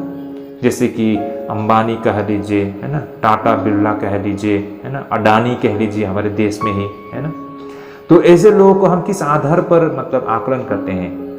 हम देखते हैं कि इनका कितना ऑथोरिटी है ना, इनका किसके साथ संबंध है, किन संस्थाओं पर वो अधिकार जमाते हैं, इनका पैसा कितना है, ये सब चीज़ों को हम आधार बनाते हुए हम ये कहते हैं कि वो कितना बड़ा व्यक्ति है ना, वो किसकी ऊंचाई कितना ऊंचा है, ये हम आकलन करते हैं। लेकिन भाई और बहनों, प्रभु यीशु मसीह में हम ये सब चीज़ बिल्कुल विपरीत दिखाई देते हैं। यहाँ पर प्रभु यीशु मसीह क्या कहते हैं, जिसे मैंने कहा भाई और बहनों, प्रभु यीशु मसीह में ये बिल्कुल विपरीत हमें दिखाई देती है। यीशु मसीह के आकलन में ये चीज़ें अप्रासंगिक होती है। भाई और बहनों, यीशु मसीह का आकलन बिल्कुल सरल होती है। जैसे कि यहाँ पर इसे हम इस तरह से समझ सकते हैं, आपने कितने लोगों की मदद या फिर सहायता की, इस पर निर्भर करता है, या फिर ये आकलन का एक विषय बना सकता है। और यहाँ से हम समझ पाते हैं कि वास्तव में आपका कद कितना ऊंचा है। भाई और बहनों, यहाँ जो कुछ करने के लिए प्रभु यीशु मसीह अपने चेलों से कह रहे हैं, है ना, उन सभी चीज़ों को स्वयं उन्होंने अपने जीवन में भी की थी। प्रभु यीशु मसीह ने जो कुछ खुद नहीं किए हैं, वो चीज़ करने के लिए वो नहीं कह रहे हैं। भाई और बहनों, प्रभु यीशु मसीह ने ये सब कुछ किया है और ये संभव था। यही कारण वो चाहते हैं कि अपने शिष्य भी उसी मार्ग में बने रहें। प्रभु यीशु मसीह इसलिए नहीं आया था कि उसकी सेवा टहल की जाए, बल्कि इसलिए आया था कि आप सेवा टहल करें। वो सिंहासन पर विराजमान होने नहीं आए थे, बल्कि क्रूस को सहन करने आए थे। और इन्हीं कारणों की वजह से उस समय के रूढ़िवादी धार्मिक लोगों ने उन्हें नहीं समझा था। अपने पूरे इतिहास में यहूदियों ने मसीहा का सपना जरूर देखा था, और जिस मसीहा का उन्होंने सपना देखा था वो सदा विजयी राजा और शक्तिशाली अगुवा थे, जो इज़राइल के शत्रुओं को नाश कर देगी और पृथ्वी के राज्य पर अधिकार करके राज्य करेगा। तो भाई और बहनों, यहाँ पर यहूदियों ने एक विजेता की आसरा की थी, और उन्हें जो दिखी वो था क्रूस पर टूटा हुआ एक शख्स। उन यहूदियों ने एक उग्र सिंहासन की आस की थी, लेकिन उनको दिखा एक परमेश्वर का कोमल मेमने। भाई और बहनों, यीशु ने अपने पूरे जीवन को एक मार्मिक वाक्य से अभिव्यक्त किया, और वो था, मनुष्य के पुत्र अपने जीवन को बहुतों के लिए चुनौती देने के लिए आया था। जैसे कि हम 28 पद में देखते हैं। आइए वचन को हम पढ़ते हैं। मनुष्य का पुत्र वो इसलिए नहीं आया कि उसकी सेवा टहल की जाए, परंतु इसलिए आया कि आप सेवा टहल करें और बहुतों की चुनौती के लिए अपने प्राण दे। बिल्कुल अंत में लिखा है, बहुतों की चुनौती के लिए अपने प्राण दे। तो यहाँ पर हम देख सकते हैं कि आज के जो थियोलॉजियन होते हैं, उन्होंने यीशु मसीह की इस सुंदर कहावत के साथ क्या कुछ कर डाला है। भाई और बहनों, जैसे कि यहाँ पर लोगों ने कहना शुरू कर दिया था कि हाँ, यीशु ने अपने जीवन को बहुतों के लिए फिरौती के रूप में दे दिया, तो फिर चुनौती के भुगतान किसे दिया गया था। भाई और बहनों, ऐसे बहुत सारे लोग बिल्कुल मूर्खता भरा प्रश्न करते हैं। सच्चाई यह है कि इसमें कोई संदेह नहीं है कि चुनौती का भुगतान शैतान को किया गया था। फिरौती का भुगतान परमेश्वर को नहीं किया जा सकता था ना, यह सत्य है। इसलिए यह उस दुष्ट को भुगतान किया गया था जो हमें फिरौती देने तक पकड़े रहा था। मनुष्य एक ऐसी दुष्ट शक्ति की चपेट में थे जिसे वे तोड़ नहीं सकते थे। भाई और बहनों, मानव जाति के पाप उन्हें नीचे खींच लेती है। उनके पापों ने उन्हें परमेश्वर से अलग कर दिया था। उनके पापों ने उनके लिए और संसार के लिए और स्वयं परमेश्वर के लिए जीवन को नष्ट कर दिया था। इस तरह भाई और बहनों, फिरौती एक ऐसी चीज है जो किसी व्यक्ति को ऐसी स्थिति से मुक्त करने के लिए भुगतान दी जाती है जिसे उसके लिए खुद को मुक्त करना असंभव है। इसलिए इस कहावत का अर्थ काफी सरल है। भाई और बहनों, लोगों को परमेश्वर के पास वापस लाने के लिए यीशु मसीह के जीवन और मृत्यु की कीमत चुकानी पड़ी। इस तरह फिरौती का भुगतान किसको किया गया, इसका कोई सवाल नहीं है। भाई और बहनों, बस इतना ही जबरदस्त सत्य है कि यीशु मसीह और उसकी सेवा के जीवन और उनके प्रेम की मृत्यु के बिना हम कभी भी परमेश्वर के प्रेम की ओर वापस नहीं जा सकते थे। यीशु ने मनुष्य को परमेश्वर के पास वापस लाने के लिए वो सब कुछ दिया, और हमें भी उसी मार्ग पर बने रहना है जो परम प्रेम है। भाई और बहनों, तो ये रही भाई और बहनों हमारा आज का पहला विषय, जिस पर हमने बहुत ही गंभीरता से चर्चा की है। मैं आशा करता हूँ ये पहले विषय से हमने बहुत सारे आत्मिक समझ को प्राप्त की है। और इस पर हम अंत में फिर एक सारांश जरूर पेश करेंगे। अब हम आगे बढ़ते हैं हमारे आज के दूसरे विषय। हमारा आज का जो दूसरा विषय काफी रोचक विषय है, सकारात्मक दृष्टिकोण। इससे पहले हमने जो विषय पर चर्चा की थी वो थी झूठी महत्वाकांक्षा। जो उन दो युवक के जो निवेदन थे, जो बिल्कुल एक झूठी महत्वाकांक्षा थी, वो क्यों थी, किस लिए थी, हमने चर्चा की है। अब हमारे दूसरे विषय यानी कि सकारात्मक दृष्टिकोण, इस पर हम चर्चा करेंगे। तो आइए पहले वचन को पढ़ लेते हैं। मत्ती रचित सुसमाचार 20 अध्याय 29 से लेकर 34 पद तक रहेगा। आइए मैं पहले वचन को पढ़ता हूं।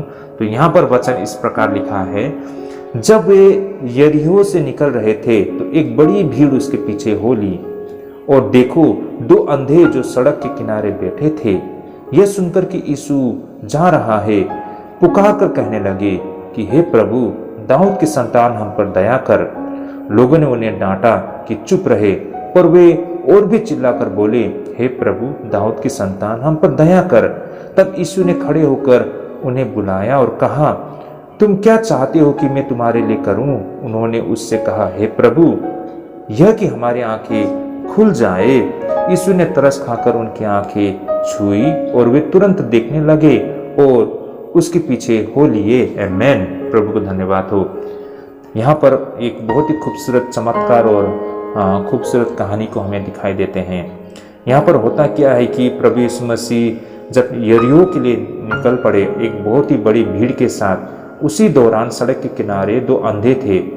उनको जैसे ही पता चला कि वहां से प्रभु यीशु मसीह गुजर रहे हैं, तो उन्होंने पुकार पुकार कर प्रभु यीशु मसीह को बुलाया और कहा कि हे प्रभु, दाऊद की संतान हम पर दया कर। लेकिन ये सब होते हुए देख प्रभु यीशु मसीह के साथ जो लोग थे उन्होंने उनको डांटा कि वो चुप रहे, शोर ना मचाए। लेकिन फिर भी वो चिल्लाकर कहने लगे कि दाऊद की संतान हम पर दया कर। तब ये आवाज़ यीशु मसीह तक पहुंच गई और प्रभु यीशु मसीह ने खड़े होकर उससे बुलाया और कहा कि तुम क्या चाहते हो कि मैं तुम्हारे लिए करूं? बेशक उन्होंने प्रभु यीशु मसीह से कहा कि हमें जो हमारी रोशनी है, हमारी दृष्टि है, वो हमें प्रदान कर दे। यीशु ने तरस खाकर उसकी आंखें छुई और वे ठीक हो गए। और सबसे बड़ी बात, उसके पीछे वे लोग हो गए, यानी कि वे 2 अंधे जो थे प्रभु यीशु मसीह के पीछे चल पड़े। तो भाई और बहनों, अब यहाँ से हम क्या कुछ सीख और समझ सकते हैं? विषय है सकारात्मक दृष्टिकोण। ये बात को रखिए, याद रखिए भाई और बहनों, सकारात्मक दृष्टिकोण एक बिल्कुल एक पॉजिटिव एटीट्यूड हमको यहाँ पर उन 2 अंधे व्यक्तियों में से हम दिखाई पड़ते हैं। तो भाई और बहनों, अब यहाँ पर ऐसे 2 लोग की कहानी है जिन्होंने चमत्कार के लिए अपना रास्ता ढूंढ लिया था। यह एक बेहद महत्वपूर्ण कहानी है, क्योंकि यहाँ आत्मा और मन और हृदय के दृष्टिकोण की एक तस्वीर को पेश किया गया है। और जब उन्हें जैसे ही मौका मिला, उन्होंने इसे दोनों हाथों से, बोल सकते हैं, पकड़ लिया। इस अवसर को उन्होंने पकड़ लिया, अपने हाथों से जाने नहीं दिया। निस्संदेह उन्होंने यीशु की चमत्कारिक शक्ति के विषय में सुनी हो, और इसमें कोई संदेह नहीं थी कि वे सोचते हो कि क्या उस शक्ति का कभी उनके लिए प्रयोग किया जा सकता है। प्रभु यीशु मसीह वहीं से गुजर रहे थे, और अगर उन्होंने उसे जाने दिया होता तो उनका ये मौका हमेशा के लिए उनके हाथों से चली जाती, है ना भाई और बहनों। लेकिन जैसे ही उन्हें मौका मिला, उन्होंने इसे पकड़ लिया। तो भाई और बहनों, जीवन में ऐसे अवसर कभी कभार ही हमें मिलती है, जिसे हमें नहीं गंवाना चाहिए। ऐसे बहुत से निर्णय हैं जिसे हमें मौके पर ही लेना होता है, या फिर हमें हमेशा के लिए उससे हाथ धोना पड़ता है, क्योंकि हम ऐसे इसलिए कह रहे हैं, कार्य करने का क्षण बीत जाती है, निर्णय लेने का ललक कम हो जाती है। ये बिल्कुल स्वाभाविक है भाई और बहनों। इसलिए जो कल करे सो आज, जो आज करे सो अभी बोलते हैं ना, मतलब जो हम कल करेंगे बोल के सोचते हैं, बेहतर है वो उसे आज ही कर ले, और जो आज हम करने के लिए सोच रहे हैं उसे अभी कर ले। वो बेस्ट पॉलिसी है भाई और बहनों।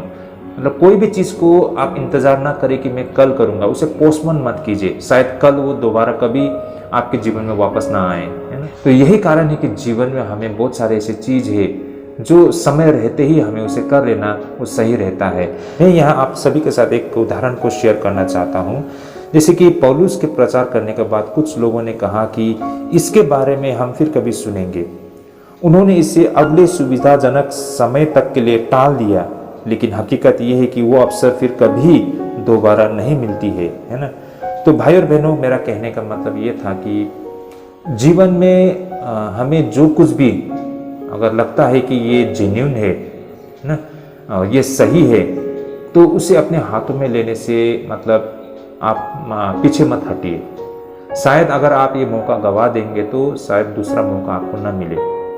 इसलिए किसी का साथ आपका संबंध खराब है और उसे सुधारने का अवसर मिले तो तुरंत उसको रेस्पॉन्स कीजिए, है ना। परमेश्वर के सेवकाई के लिए आपको मौका मिला है तो कल मत बोलिए, अभी मिला है उसको जरूर करिए। मतलब कुछ भी अच्छी चीज को आपको जब कभी भी अवसर मिले, आपके सामने आए, तो उसे इनकार मत कीजिए। पॉजिटिव चीज को आप जरूर इमीडिएटली, अगर सही है, पॉजिटिव है, अच्छा है, तो उसे तुरंत ग्रैब कर लीजिए। कल ये अवसर मिलेगा या नहीं मिलेगा हम बोल नहीं सकते। जिस तरह वो अंधे व्यक्ति ना, शायद उस वक्त उन्होंने प्रभु यीशु मसीह को चिल्ला कर पुकार कर मतलब इस अवसर को उन लोगों ने जाने दिया होता तो शायद उनका जो दृष्टि है उन्हें कभी नहीं मिलना था ना। लेकिन उन्होंने उस अवसर को नहीं गंवाया और उनका नतीजा ये था कि उनको उनकी दृष्टि मिल गई। तो ये बातें हम यहाँ से सीख सकते हैं। दूसरी बातें जो हम इस घटना में देख पाते हैं कि ये दो अंधे व्यक्ति पीछे हटने वाले में से नहीं थे। हम देख पाते हैं कि लोगों की भीड़ ने उन्हें चुप रहने की सलाह दी।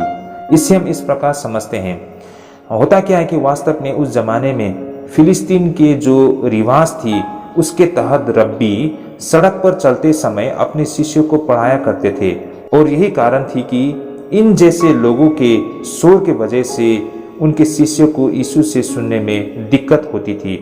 तो उन रब्बियों की तरह ही प्रभु यीशु मसीह भी अपने शिष्यों को शिक्षा देते हुए सड़क से गुजर रहे थे। तो ऑफकोर्स आगे पीछे लोग चिल्लाते रहेंगे तो प्रभु क्या सिखा रहे हैं उनके शिष्य सुन नहीं पाएंगे। तो यही कारण कि लोगों ने उन दो अंधों व्यक्तियों को चुप रहने की सलाह दी, क्योंकि वो लोग चिल्ला चिल्ला के प्रभु यीशु मसीह को पुकार रहे थे। लेकिन उन दोनों अंधे व्यक्तियों को कोई रोक नहीं सकता था ना। उसके लिए यह अंधकार या फिर ज्योति की प्राप्ति का एक बहुत बड़ा अवसर था। मतलब डू एंड डाई, करो या मरो। मतलब आज ज्योति को प्राप्त कर लो या फिर जीवन भर अंधकार में यूं ही पड़े रहो। तो ये एक मतलब डू एंड डाई सिचुएशन था उन लोगों के लिए ना, करो या मरो का एक मतलब स्थिति था। लोगों ने कहा उन लोगों को चुप रहने के लिए, लेकिन वो चिल्लाना उन्होंने नहीं बंद किया ना, वो पुकारना बंद नहीं किया। इसके लिए उन्हें कोई रोक नहीं सकते थे। भाई और बहनों, ये भी सत्य है कि अक्सर ऐसा होता है कि हम बिल्कुल आसानी से परमेश्वर की उपस्थिति की तलाश करने से हतोत्साहित हो जाते हैं, मतलब डिसअपॉइंटेड हो जाते हैं। हम बहुत ही जल्दी हार खा लेते हैं। देखिए भाई और बहनों, हमें कभी हार नहीं माननी चाहिए, इतनी जल्दी नहीं।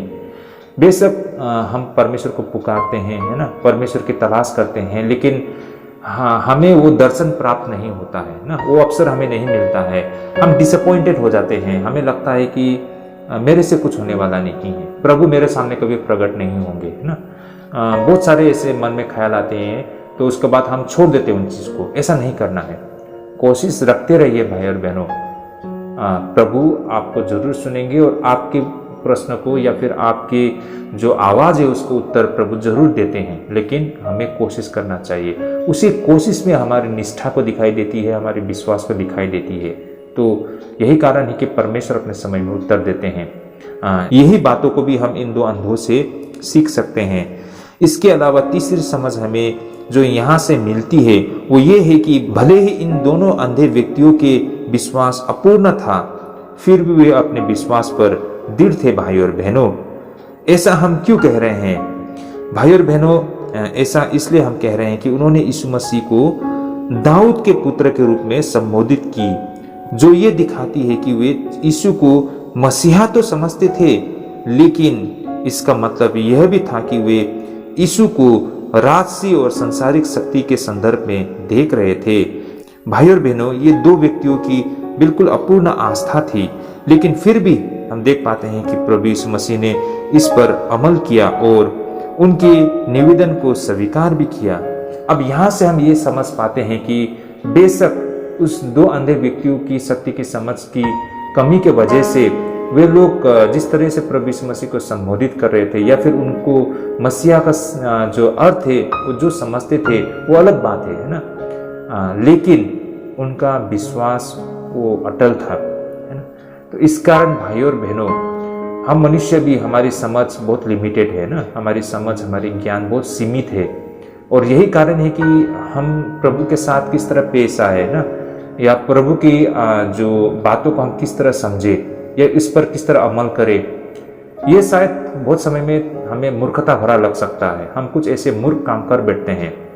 लेकिन भाइयों और बहनों, अगर हमारा जो इंटेंशन ना वो अगर वो सही है, अगर हमारा नियत सही है और हमारा विश्वास मजबूत है, तो परमेश्वर हमारी निवेदन, हमारी प्रार्थना को स्वीकार करते हैं, और जो हमारे लिए सही है परमेश्वर उसका उत्तर भी दिया करते हैं।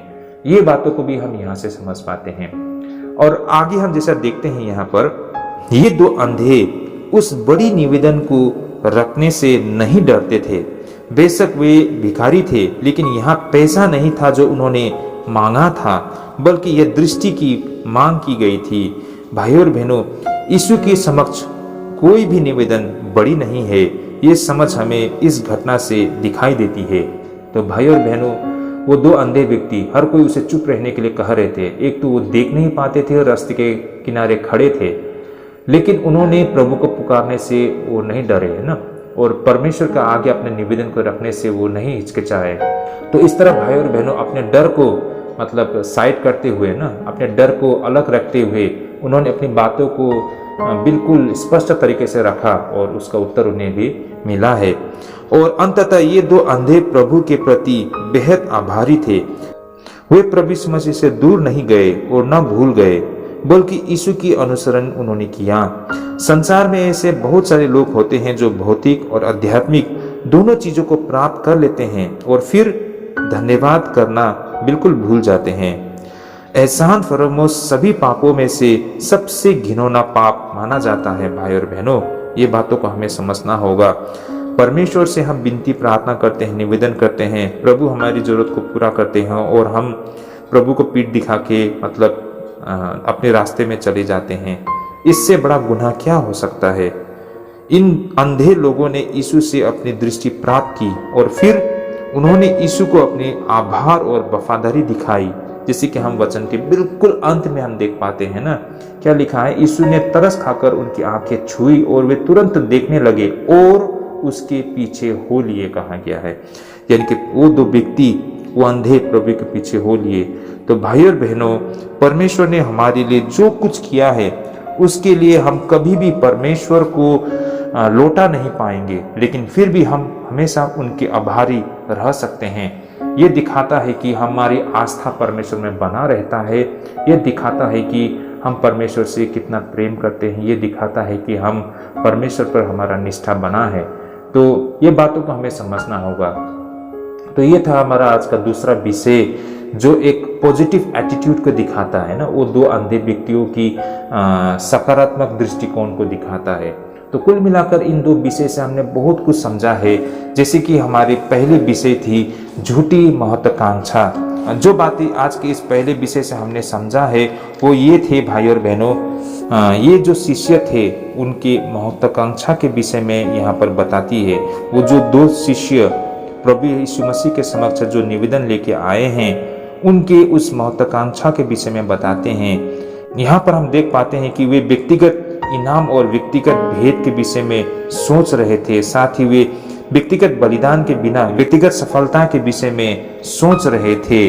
भाई और बहनों, दूसरी बात यहाँ पर हम देख पाते हैं कि ऐसा कोई घटना नहीं जो यीशु में उनके अजय विश्वास को प्रदर्शन करता है, जो कि इस घटना में हम देख पाते हैं ना, इस कहानी में देख पाते हैं कि उन दो चेले है ना, उन दो भाइयों जो प्रभु यीशु मसीह के समक्ष निवेदन लेके आए थे, उनका जो सोचना था, उनका जो विचारधारा था, बेशक वो गलत था ना, उनका मूर्खता भरा ये निवेदन था, लेकिन फिर भी साथ ही साथ हम ये भी देख पाते हैं कि उनका प्रभु यीशु मसीह पर अजय विश्वास था। भले ही प्रभु यीशु मसीह ने उन्हें बार बार बताए कि उनको क्रूस के मार्ग में होकर आगे बढ़ना है, लेकिन वे प्रभु यीशु मसीह पर अपना विश्वास रखने से वो पीछे नहीं हटे। और साथ ही हम ये भी देख पाते हैं कि शिष्यों की अडिग निष्ठा यहाँ पर इस कहानी से हम देख पाते हैं, है ना। प्रभु यीशु मसीह जो कटोरा को पीने जा रहे हैं उस कटोरा को वो भी पीने के लिए तैयार थे और उन्होंने उस कटोरे को पिया भी है। और ये दिखाती है कि उनकी अडिग निष्ठा को। साथ ही हमने इस कहानी से प्रभु यीशु मसीह की दया को भी हमने देखा है ना। प्रभु यीशु मसीह के सामने जो मूर्खता भरा उन्होंने जो निवेदन लेके आए थे, इसको लेकर प्रभु यीशु मसीह उन पर आग बबूला नहीं हुए ना, उन पर नाराज नहीं हुए, बल्कि उनको बहुत ही बुद्धिमती तरीके से उनके साथ निपटा है और प्रभु यीशु मसीह ने उन पर बहुत बड़ी दया दिखाई है। ये चीज़ को भी हम यहाँ पर देख पाते हैं और ये घटना हमें यीशु की ईमानदारी को भी हमें दिखाई देती है। प्रभु यीशु मसीह हर बातों को बिल्कुल साफ साफ स्पष्ट और हर सच्चाई को सीधे सीधे वो रखते हैं ना, वो किसी भी बात को नहीं छिपाते हैं। इन बातों को भी हमने देखा है क्योंकि प्रभु यीशु मसीह ने कहा कि जिस कटोरे को मैं पीने जा रहा हूँ क्या उस कटोरे को तुम पी सकते हो। कहने का मतलब प्रभु यीशु मसीह के पीछे हो लेने का मतलब है कि कांटों की राहों से ना, उस कठिनाई से होकर गुजरना। तो क्या मेरे पीछे चलने के लिए तैयार हो, उस तकलीफ को झेलने के लिए तैयार हो। ऐसी बातें वो साफ साफ कहते हैं। तो भाई और बहनों, प्रभु यीशु मसीह अपनी बातों में बहुत ईमानदार हमको दिखाई देता है। ये घटना हमें उस व्यक्ति में यीशु की भरोसे को दिखाई देता है। भाई और बहनों, जिस तरह से उन दो व्यक्तियों का प्रभु यीशु मसीह पर जो भरोसा था, उन सारे बातों को भी हमको यहाँ पर दिखाई देते हैं। तो कुल मिलाकर ये सारे बातें हमने पहले विषय से समझा है। इस प्रकार हमारा आज का जो दूसरा विषय था, सकारात्मक दृष्टिकोण। भाई और बहनों, इस विषय में हम देख पाते हैं कि दो ऐसे अंधे व्यक्ति प्रभु यीशु मसीह के इंतजार में थे और जैसे ही उन्हें अवसर मिला उन्होंने प्रभु यीशु मसीह के समक्ष अपना बातों को रखा कि उन पर दया करे और उनकी दृष्टि को उन्हें लौटा दे। तो इस प्रकार इस कहानी से हम जो सीख पाते हैं वो ये है कि जैसे ही उन दो अंधे व्यक्तियों को मौका मिला उन्होंने इसे दोनों हाथों से पकड़ लिया। तो इसका मतलब ये है कि हमारे जीवन में जब कभी भी हमें कोई अच्छी चीज़ करने के लिए अवसर मिलता है तो उसे हमें नहीं गंवाना चाहिए। हमें जैसे ही अच्छाई हमें मिलती है उसे हमें तुरंत मतलब दबोच लेना चाहिए।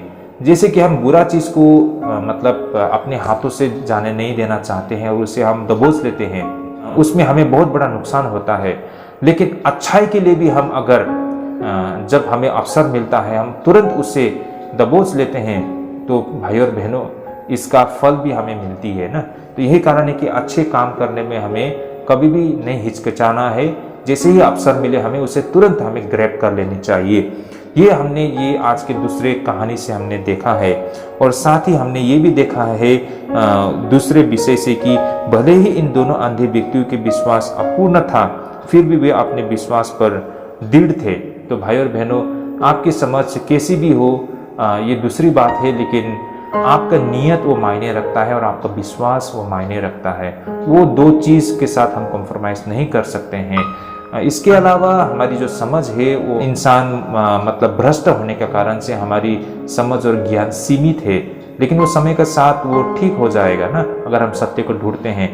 लेकिन हमारे निष्ठा और जो हमारी नियत, हमारी विश्वास वो मजबूत होना बहुत जरूरी है, जो कि वो दो अंधे व्यक्तियों में हम देख पाते हैं। और यहाँ पर ये भी हम देख पाते हैं कि वो दो अंधे व्यक्ति वो अपने निवेदन को रखने से नहीं डरते हैं। इसलिए भाई और बहनों, परमेश्वर के सामने हमारी जितनी भी बड़ी समस्या हो, हमारी विनती निवेदन हो, हमें हिचकिचाना नहीं है, परमेश्वर का आगे रखना चाहिए। परमेश्वर सब चीज़ पूरा कर सकते हैं बशर्ते वो परमेश्वर की इच्छा के तहत हो और वो जेन्युइन हो। तो इसलिए हमें अपने निवेदन को परमेश्वर के सामने रखने से कभी भी नहीं हिचकिचाना चाहिए, जैसे वो अंधे व्यक्ति ने इतनी बड़ी बातों को प्रभु के सामने रखा है। साथ ही ये दो अंधे प्रभु के प्रति बेहद आभारी थे। तो इस तरह हम देख पाते हैं अंततः वो दो अंधे व्यक्ति है ना, प्रभु ने उनको ये आशीष दी और उन्हें चंगाई दिया, लेकिन उन्होंने प्रभु को गद्दारी नहीं किया है। वो प्रभु के प्रति वफादार बना रहा और प्रभु जहाँ गए उनके पीछे हो लिए वो लोग भी। तो उसी प्रकार प्रभु ने हमारे जीवन में भी इतने आशीष किए हैं ना, हमारे बिन मांगे प्रभु हमारी जरूरत को पूरा करते हैं। तो हम प्रभु कैसे भूल जाते हैं भाई और बहनों, इस बातों को भी आज हमें समझना होगा। तो इस प्रकार भाई और बहनों, आज के हमारे ये दो बाइबल अध्ययन से ये दो विषय से हमने बहुत कुछ सीखा है। पहली तो झूठी महत्वाकांक्षा, इसके मायने को हमने समझा है। दूसरी सकारात्मक दृष्टिकोण से हमने बहुत कुछ समझा है। तो मैं आशा करता हूँ ये हमारे आत्मिक जीवन के लिए बहुत लाभदायक होगा। भाई और बहनों, हम आज के लिए यहीं पर स्थगित करते हैं। इतना ही तक था हमारा आज का बाइबल अध्ययन। अगले जो बाइबल स्टडी में ज़रूर जुड़िएगा। जो कुछ आपको यहाँ सही लगा है अपने दोस्तों, फ्रेंड्स सभी के साथ शेयर कीजिए और ज़रूर सब्सक्राइब भी करिए ताकि सही समय में ये वीडियोस आप तक पहुँचे। तो आज के लिए हम यहीं पे स्थगित करते हैं। प्रभु आप सबको अगुवाई करे, प्रभु आप सबको ढेरों आशीष करे। जय हिंद।